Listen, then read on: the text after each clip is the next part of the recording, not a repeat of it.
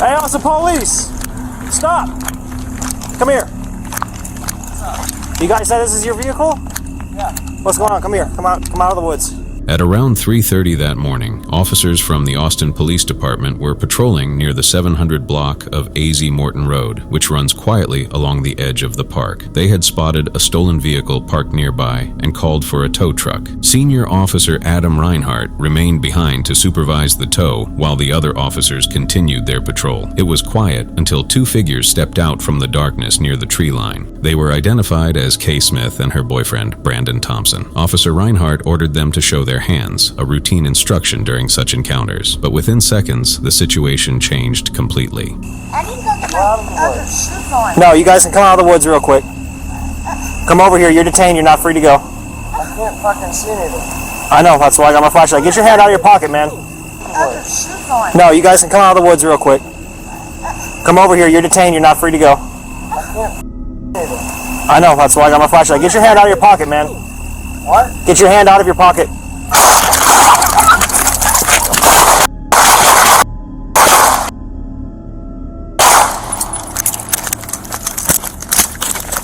David, I have shots fired. Shots fired. I have two down. I'm hit. Thompson, who was 30 years old and already known to police with a history of drug-related and theft charges that had mostly been dismissed, pulled out a handgun. In a moment, he turned the gun toward Smith and shot her once in the back of the head. Then he fired at Officer Reinhardt, hitting him before fleeing toward the brush. Reinhardt, despite being injured, returned fire. Backup units rushed to the scene, while emergency responders transported Smith and Reinhardt to the hospital. Smith's condition was critical, and though doctors fought to save her, she passed away a week later, on September 17th, after being taken off life support. Fortunately, Officer Reinhardt underwent surgery and eventually recovered from his wounds, but the shooting triggered a massive citywide response. SWAT teams, K-9 units, and police helicopters were deployed, and nearby neighborhoods were told to stay inside. Meanwhile, Brandon Thompson, wounded and desperate, tried to break into a nearby home to hide. The homeowner, armed and aware of the situation, shot him in self-defense, hitting his arm and leg. Thompson was arrested on the spot and taken to the hospital under police custody. He now faces several charges: first-degree murder for the death of Kay Smith, attempted capital murder of a peace officer, and burglary. He remains in the Travis County Jail with no bond while awaiting trial. In the weeks after, many began questioning how someone with Thompson's criminal history was still free. His record showed multiple cases that had been dismissed or reduced under Travis County's more lenient prosecution approach, leading to renewed debate about whether the system had failed to prevent a predictable tragedy. You see, the incident began with something as small as a stolen vehicle and ended with one person dead, an officer nearly losing his life, and a neighborhood locked in fear. It was fortunate that Officer Reinhardt survived and that the homeowner acted quickly, or the outcome might have been even worse.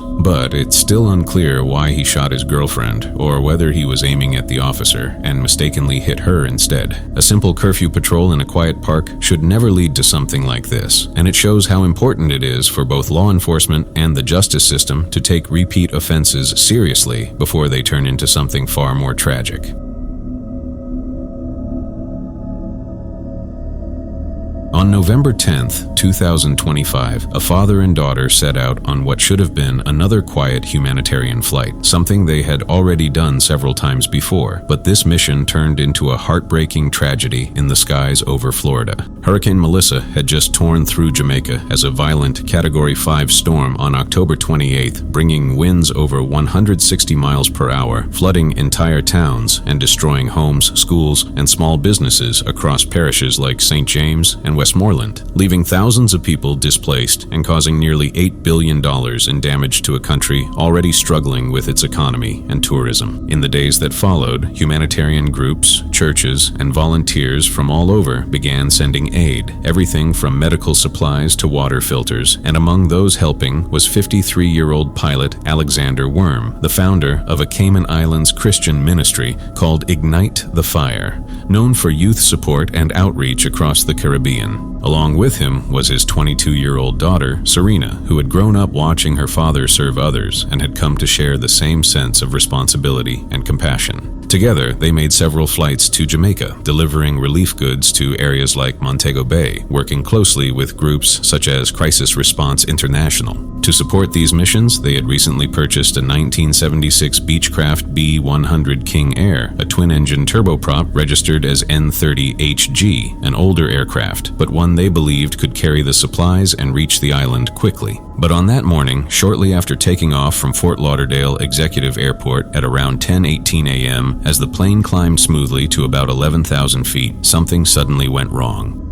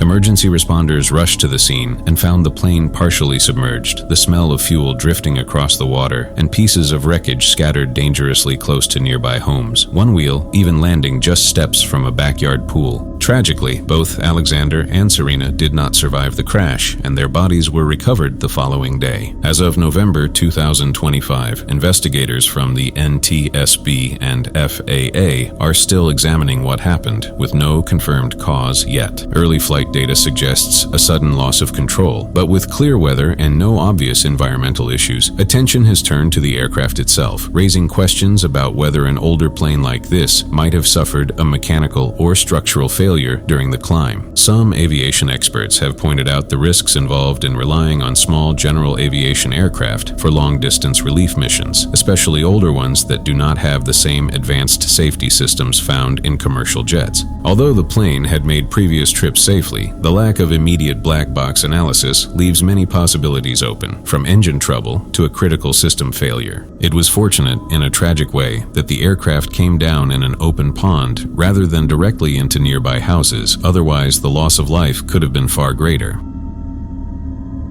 On April 1st, 2025, a tragic event unfolded in the Butantã neighborhood of São Paulo, where a well-known architect named Jefferson Dias Aguiar made a split-second decision to help someone in danger, not knowing it would become the final act of his life. That morning, Aguiar, a 43-year-old architect who had built his own firm and had recently married with hopes of starting a family, was driving his pickup truck with a friend when he noticed something happening just ahead on Rua Desembargador Armando Fairbanks. A young robber on a stolen motorcycle was pointing a gun at a woman, taking her phone and even her wedding ring in full view of the street.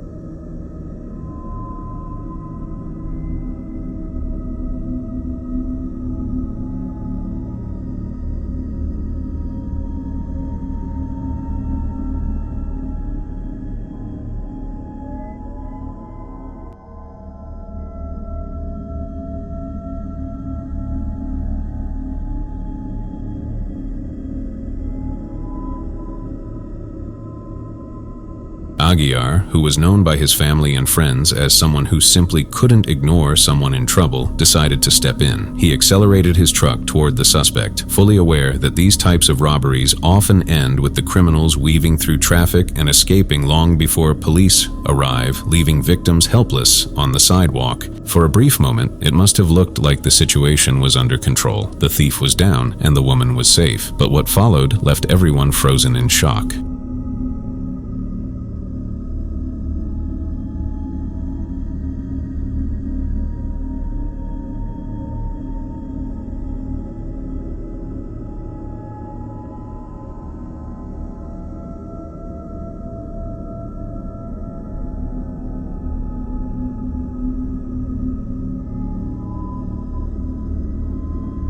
The robber, still armed and refusing to give up, got back on his feet almost instantly. As Aguiar stepped out of his truck, perhaps believing the danger had passed, the man approached him and fired 3 shots at close range, 2 into his right arm and 1 into his neck. The woman, shaken but physically unharmed, managed to escape while Aguiar collapsed on the pavement. He was rushed to the university hospital, but despite emergency treatment, he died later that day from the severity of his injuries. Months later, by November 2025, authorities confirmed that the shooter was 20-year-old Hugo dos Santos Araujo, who already had a robbery record. He eventually surrendered and told police he had mistaken Aguiar for an undercover officer. His accomplice, Juan Felipe Celestino, who helped him flee on another motorcycle, remained at large with no confirmed updates about his arrest. Investigators also suggested that the 2 men might have been involved in other robberies in the same area, and while the legal process is still ongoing, the community has continued to question how quickly a simple attempt to help someone can turn deadly in a city that faces thousands of violent crimes every year. In the end, Aguiar's bravery cost him his life, and many people now point out how dangerous it is for civilians to intervene in armed crimes, especially in places like São Paulo, where the risks rise in a matter of seconds. While his intentions were noble and his courage is undeniable, relying on the authorities, even with their delays, might save more lives than trying to confront armed robbers alone.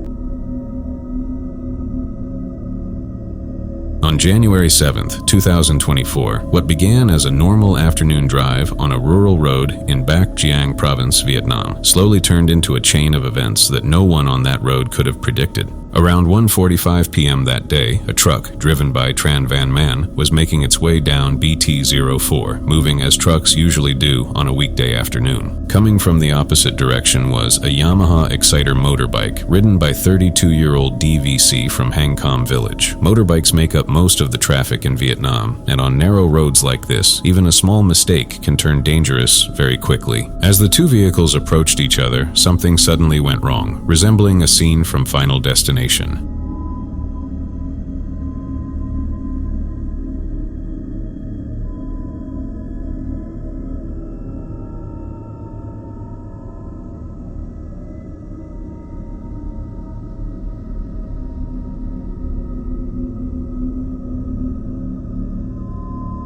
The motorbike lost control, whether from a skid on the pavement or a mistake by the rider is still unclear, but it veered sharply and crossed into the truck's lane. For a brief moment, there might have been just enough time for the truck driver to react, and he did exactly that, swerving hard to the right in an attempt to avoid a head-on collision. Inside were 4 people, customers and staff, and several of them had been completely relaxed just moments earlier, getting their hair washed or waiting for their turn. Seconds later, the motorbike, unable to stop after veering off course, slammed into the truck, killing DVC instantly. Inside the salon, 3 people suffered minor injuries, cuts, bruises, and the understandable shock that comes from being caught in something so sudden, while 1 person managed to escape unharmed. The truck driver, frightened and overwhelmed, fled the scene right after the crash, but later turned himself in to the Tan Yen District Police. Tests confirmed he had no alcohol or drugs in his system, but by then, the damage was already done. As of now, there have been no official updates about legal charges or the long-term recovery of the injured. The case seems to have faded publicly, likely because the motorbike's sudden loss of control was considered the main cause. Still, many people have pointed out that roads like BT-04 are accidents waiting to happen. They are narrow, crowded, and often lack protective barriers or clear signs. Trucks share the same small lanes with vulnerable motorbikes, and high speeds combine with poor road maintenance to create an environment where one single mistake can lead to a tragedy like